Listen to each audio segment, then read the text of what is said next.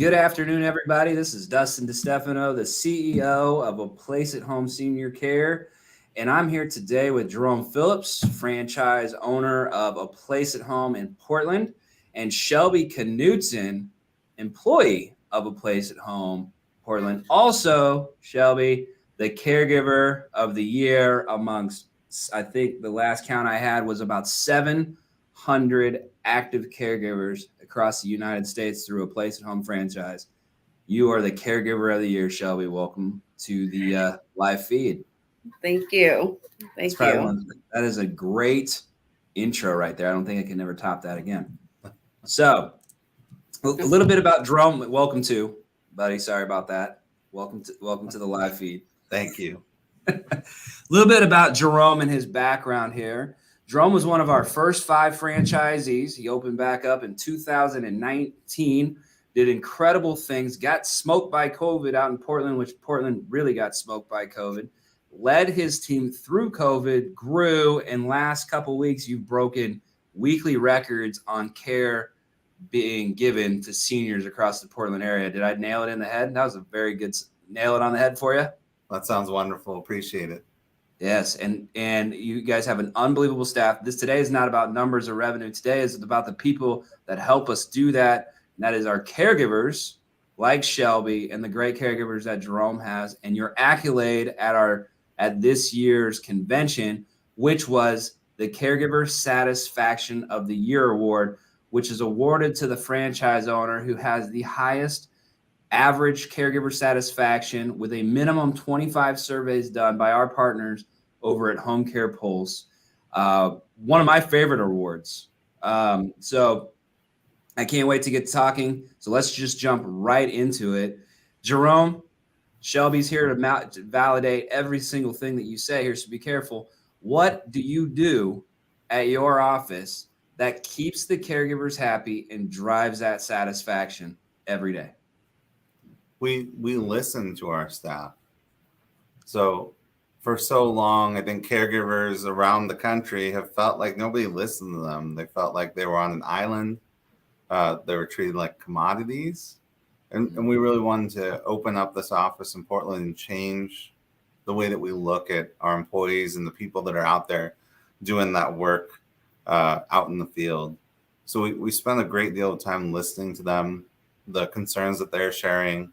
We've developed our policies around their concerns. It's the reason that we have shift minimums, because they felt like they were driving all over town and wasting a lot of their time when they wanted to really get to know the individuals that they're caring for. So we spend a great deal of our time stepping back, being quiet, and listening to what they say, and then taking action on those items. Awesome. Now, Shelby, to you, that's Jerome's perspective, right? And it's probably dead on. But what did you feel as a caregiver that Jerome provided you? How long have you been there? You've been over there, what, a year and a half, 2 years now? Yeah. Well, since 2019, I want to say maybe November 2019. So you've been there for over 2 years, almost 3 years. Yeah, and that's really, really hard in this day and age to have a caregiver that works for one agency for over 3 years. So talk about the culture that you've seen since the beginning, how it's grown over the last 3 years. Yeah. Well, I mean, when I started with the Place at Home, it was, definitely a little smaller. It was just Jerome and Kaylee. And, but even just starting with those two, I don't know, my experience with them has just been, the company as a whole, great. I mean, the best job I've had. I don't want to say that sounding like, okay, typical. But no, I mean, I was supported from the get-go with Jerome and Kaylee, and, I definitely appreciated the praise and the consistent communication, and they always listen to any, concerns, with clients. But, it was a little nerve-wracking for me getting into caregiving because I've never really done it as a profession, aside just, helping family out. But so that really helped the process, starting out, and just, I don't know, just always felt like they had my back in whatever situation, and they never made me get into a uncomfortable, like with a client I wasn't comfortable with. I was always prepared for what I was walking into, which was always nice. But seeing where it has grown to from only 3 years ago, I guess it's pretty amazing. So I'm glad to be a part of the team. And yeah, sorry. I hope that answered your question roughly. Yeah, I kind of forgot your second half of the question. I don't remember it either, so that's okay. Now you talked about the growth that he's had and the ability to continue to provide that kind of support that caregivers need. You mentioned one thing about you were coming out of it you were coming into this as a family caregiver, right? This wasn't your profession. You never really did this. This was your first time job. Going into those situations, what did it look like? What happened on your first couple shifts as a caregiver that made you comfortable, that Jerome provided you as a caregiver that made you comfortable going into those situations? Okay, well, of course, starting off before even getting on the shifts, the initial training and orientation. But when I think about my first client, she had dementia, and I honestly didn't really have a whole lot of experience. So I did extra training before I started with this client. And then it was also nice that Jerome was there, to support me on my very first shift with with the client and her husband at the time. So it just felt like, he really cared about, comfortability for the client and myself. And, yeah, I don't know. It was just, I wasn't used to that. I was a little surprised when Jerome was there, to be honest, but it was great. It was, nice to have the initial, introductions to the client, and just being there made the difference. I didn't feel like I was thrown into it on my own. Awesome. Yeah. Well, talking about that caregiver compatibility, just so you know that the whole system, the franchise system as a whole, caregiver compatibility is one of our strongest scores when being measured in Home Care Pulse. I think it was like 93% scored across the entire nation of owners that we have. So obviously it's a big focus of ours to make sure that you're adequately compatible. But then in your situation, you were a little green in Alzheimer's, and Jerome provided you training. Jerome, you're one of the most prominent owners in a training program. You've always focused on that ever since I've known you, is developing training programs. Can you talk a little bit about why you think training is one of the key factors on caregiver satisfaction and what that kind of looks like? Yeah. When we talk with our caregivers, some of the biggest struggles that they face in this industry is that communication with their employer, feeling connected. The second piece is being prepared for the job. Especially in Oregon, under our license, the training is put on the employer.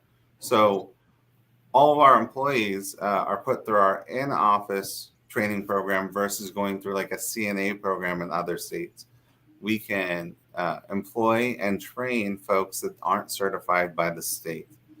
And because that's a standard, I feel like we need to give them more time in the office. We need to continue to improve our hands-on training. So then when they go out into the field, both the individual caregiver and then that client feel like they're prepared. Like I'm not out here and I'm confused and I'm struggling and the client's frustrated with me. They feel confident when they walk into a home that they're able to handle those needs and that it's not a stressful day-to-day situation. We've dealt with a lot of stress over the last 3 years, and their job should not contribute to that stress, right? So we do focus on, we have an entire training lab. We have 3 people today in training. They're doing their morning orientation. Then they're going to focus on some hands-on training this afternoon. so that they are comfortable and they're prepared. They practice with each other. They practice, with us in the office, so that they're used to that environment. Nice. All right. So from the hiring process to orientation to your training programs, I want to talk about the backside, and that is pay, incentives, and benefits.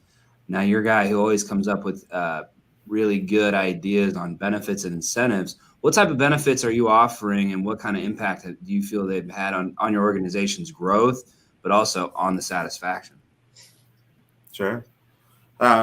This industry is one of those industries where people are out in the field and they're working hard and they're struggling on a daily basis. So we provide higher than average industry pay, both for the Portland metro area and I think around the country. We want to make sure that our caregivers are not stressing about the necessities, that they're comfortable with having a roof over their head, right? Food on the table, that they can buy school supplies for their children. As far as, our benefits, some of our standard benefits have been like offering medical, vision, dental to all of our employees. That's just a standard in society that I think most or everybody needs. And so we've offered that before we were required by the state to offer any kind of those benefits. We offer sick time. We offer, a savings program for retirement. And then I think one of the biggest benefits is that we do have an open door policy. My entire staff, you can walk into our office and you'll always hear one of us on the phone at any given time with one of our employees. So we are available to talk to them, to work through some of the struggles. Life is difficult. COVID kind of sent the world sideways, and we're trying to help folks navigate that system. We also offer, some pretty considerable incentives. Like we have our, Caregiver of the Month awards that we're awarding, cash bonuses to employees. We send out frequently random gift cards, or we send out gift cards to employees anytime they get a kudos, just out of the blue. And I think that those are more significant than any kind of scheduled Caregiver of the Month that we might offer. Just getting a thank you card in the mail with a Starbucks gift card is a big deal. So nice. So you get the incentives, you got the pay, you got the training. Let's talk. One thing that we always talk about, Jerome, is the little things, the details that make an organization stronger, right? We always talked about everything that the caregiver and customer, for that matter, but we're talking about caregivers today, the caregiver experience with your organization. Because Shelby, you're a caregiver. How many recruiting calls did you used to get once you posted your job, once you posted your resume online or on Indeed? I mean, there were, I was surprised. I mean, I got a lot of, many. Yeah. But when I got the call from Kaylee, I think she was like the first call I got, and I didn't really look into any other calls. Did you take your resume off Indeed? You got to do that. I do. I don't think I did, but I just didn't care to respond. I guess. I don't know. I wasn't very familiar with Indeed and all these websites before. So the key there is, if you take care of your employees, the caregivers won't respond to the other agencies calling them 40 times a week, right? But I want to talk, going back to the little details. Birthdays, anniversaries, holidays are coming up. What kind of things is your office doing to prepare for birthdays, holidays, and all those little details that are building that culture? I mean, there's little things that we've done along the way. As we get into Thanksgiving, we've given all of our employees and clients pies. So it's little things where we've delivered some of those. Some come in the office to say hello and a handshake, and you get a pie to go celebrate with your family, friends and family, and be around people. As far as holidays, we host annually a holiday party. So we're in the midst of planning that. I don't quite have details this year quite yet, but we're going to get people together, because what we know is that we don't have enough time and we to spend one-on-one, and it's a big deal to break bread with people and hear their stories and get to know them on a personal level. And so we have quarterly events. We've done bowling and happy hours, and we rented this portion of the park this last summer to spend time one-on-one with all of our employees. That's our office staff, our caregivers. And we're going to do the same this holiday season, so that we just get a chance to shake hands. We get to celebrate our successes, the amount that we've contributed to our community, and the amount of help that we've all collectively provided. Absolutely. So going on to the next, so the holiday season's always fun trying to figure all those out. So good luck with that. I believe there was a G chat flying the other day with multiple ideas, and great ideas, by the way. Way more creative than what we used to do when I ran my agency, but I didn't have that brain. I just thought money was the answer, but it's not 100% the answer. So the next thing that a lot of owners do, and we try to preach across the system, is offering new opportunities. So tell Shelby, for example, you were just promoted to the office. Yeah. Is that right? You are no longer in the field. You are taking care of caregivers. You're taking care of caregivers and their clients from a much larger spectrum. Jerome, when looking at promoting within, how do you feel about that? And what was the driving force behind Shelby's promotion? There you go. This is great. Yeah.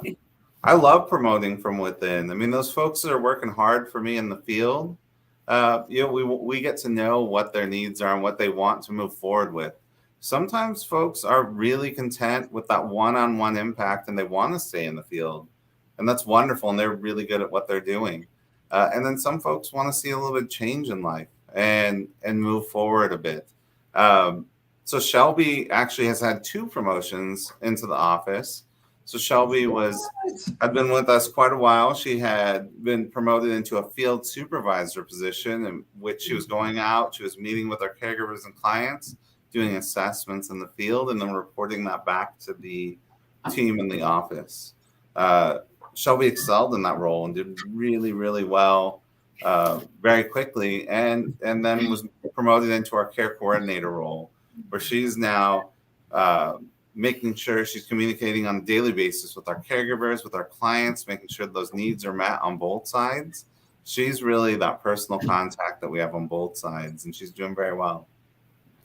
So we're super excited that she's been with us that long and been able to move up so quickly as well.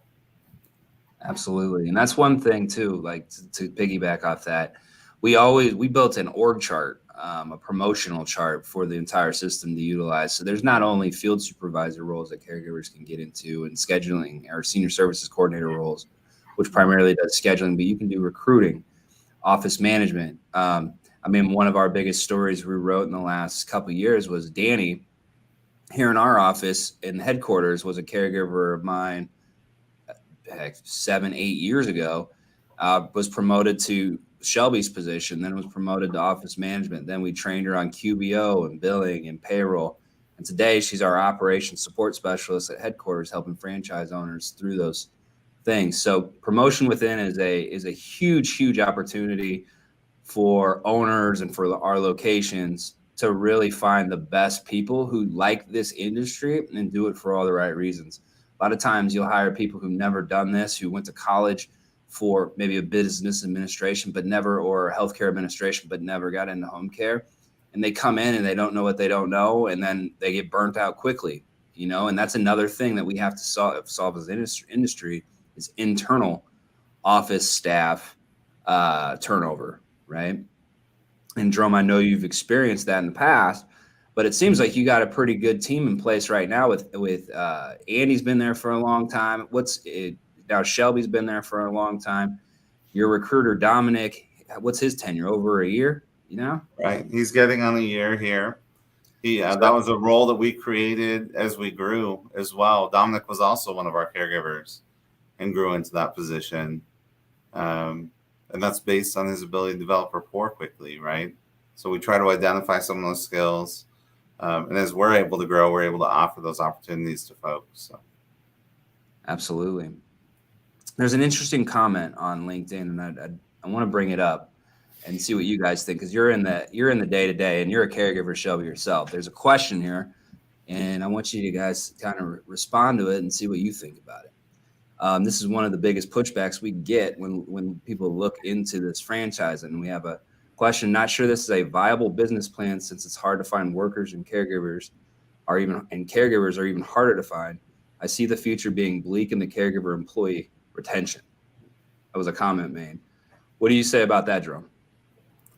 I don't think it's bleak. I think that we offer an incredible opportunity for people to grow. I think our industry needs to adapt in our treatment of employees. So as we recruit, what are we able to pay employees so that they can have a viable career? So they can look at this as something I'm not only passionate about, but they're not sacrificing their pay. And so I do think that the opportunity is there. The opportunity has never been greater. It's just, how do we get that information out so that people know this is a rewarding career? So they know that, hey, maybe I've been struggling in the fast food industry. I've felt like I've been in retail and that's been a grind and I'm not feeling like there's a reward in life. What can I look at? And people just are not aware that our industry exists. They're not aware of the flexibility it affords folks, both in schedule and clientele that they're working with. And then just the reward that they get for helping somebody one-on-one is much, much different when somebody goes home at night in this career. So I do think that employers need to adapt. Yep. I know that rates for our services have increased, much like everything else. The reason they've increased is we are paying our employees better, right? We have to do better from day to day. It doesn't matter what we did last year, but we look at what we're doing today and how we treat people, and that can always be improved. And so I think there's a lot of opportunity. While other industries might be struggling, I think that we can thrive and see growth, but we do need to change our mindset and how we treat the people around us. I guess the last comment there is creating that culture in our industry. When you have that culture in your office, and what I try to do in our office, and I've told everybody in my office, is that we're not going to ask somebody to go out into the field and perform work that we wouldn't personally do, right? If I wouldn't go out and provide care services, which I have, covered shifts, provided personal care services for individuals in our community, don't ask somebody else to do it, right? Yeah. We're no better than anybody else within my organization. And so we work as a team, and I think that's how we need to adapt and move forward to improve that care and thrive. Coming from the guy with the highest caregiver satisfaction in the Caregiver Satisfaction Award. Now I'm going to throw some numbers behind that, because when I get this piece of feedback, I get fired up. So last year we had about 2,000 applications given. This year alone, in the year we have 2 months left, we've had 4,000 applications. January 1st of this year, we had 505 active employees. Today, we have 640 active employees. So the caregivers are there. In addition to this, I just got off a call, Jerome, and we just talked about this with the state of Nebraska, and in the state of Oregon has seen this as well, right? So the state programs, Medicaid waiver, the Veterans Administration, PACE, they're seeing that they need to start paying us adequately so that individuals can get paid adequately, the caregivers, right? And the locations, the owners and the businesses that are servicing those clients and managing those caregivers and those schedules and those care plans and their outcomes in health and life, right, impacting their daily life, are being reimbursed at reasonable rates. It's going on all over the United States right now. A lot of states are behind, but when you talk about future, the states are going to have to increase reimbursements, because on the other side, state minimum wages are raising all over the United States as well. And so when you do that, what you do is you got to increase rates. and you got to make it, like you said, more feasible. So you're seeing caregiver rates now anywhere. Your average right now is around 20 to 21. Am I right? I probably shouldn't say that out there, but maybe I should. Your average is about 20, 21 right now. Jerome, is that right? It's close. Yeah. Close. 30. No, I'm kidding. So, you know, when the future is not bleak for home care, in my personal opinion, primarily because the demand is skyrocketing. How many client calls or prospect calls do you get a week, Jerome? How many A do you week? get? We'd be close to, with our requests, probably close to 100, 110. 110 requests a week For services. That's insanity. Right. Yes. And that's what limited right now. Those calls are coming in so quickly that I'm not spending a lot of time in marketing. So I'm